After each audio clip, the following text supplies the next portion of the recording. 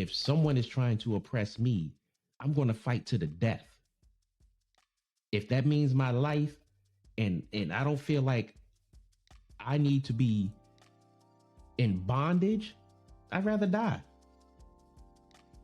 I mean, if you look at the Indians or Native Americans, whatever you want to call them, they wasn't going for that mess. Most of them, which is why damn near all of them are wiped out now. So, yeah, when I open myself up to other points of view, I agree.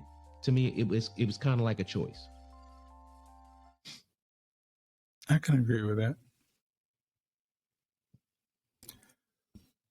Here's why I can agree with that, right?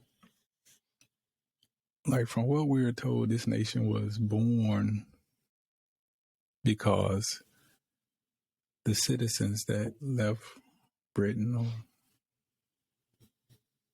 Europe that came here, they didn't want to pay taxes, right? So in essence, they're saying, we don't want to pay your taxes. We don't want to go by your rules and laws. We rather fight you to the death before we go by your rules and laws. Right. So taking that mindset and moving it to slavery, I get what he's saying. Mm-hmm. Are you willing to fight to the death? Not to do what the establishment is asking or demanding that you do. So I get that. It kind of was a choice to a certain degree. Are you willing to die for your freedom? You got to really put yourself in those shoes and ask yourself that question. Yep. And I think that's kind of what he was saying. Mm-hmm. Yeah. I think a lot of people didn't allow themselves to be open to the statement, even though I think part of the problem was people took that one line and not what came before it or after it, and that's where they left it. And that's why I originally had an issue with that, because it was not in full context. But again, Right.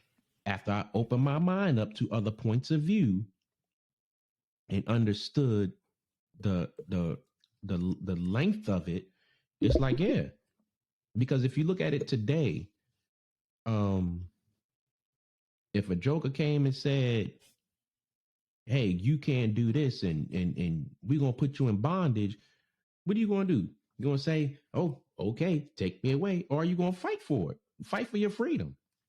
You know, I'm not going down like that. So yeah, I mean, that's about one of his antics that I can really, really sit and agree with. Yeah. But I think the only problem with that one is it's overshadowed by all the other BS that he does. So, that one gets swept away to the side and put in a jar on the shelf somewhere. And it's like not even really talked about anymore. Right. So, friendship with Donald Trump.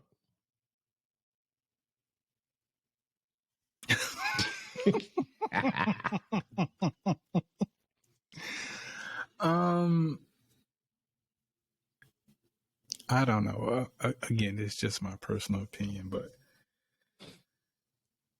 I'm not under the influence of Trump, meaning I'm not a fan.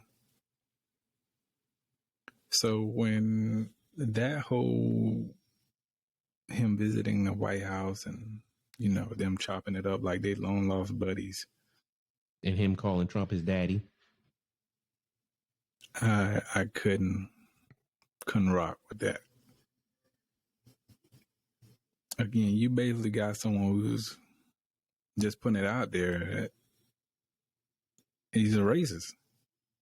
He's an honest racist, but nevertheless still a racist. So when Kanye came up with that whole situation of let me be buddy with Trump, I'm like, Okay. Hey, if that what floats your boat, then rock with it.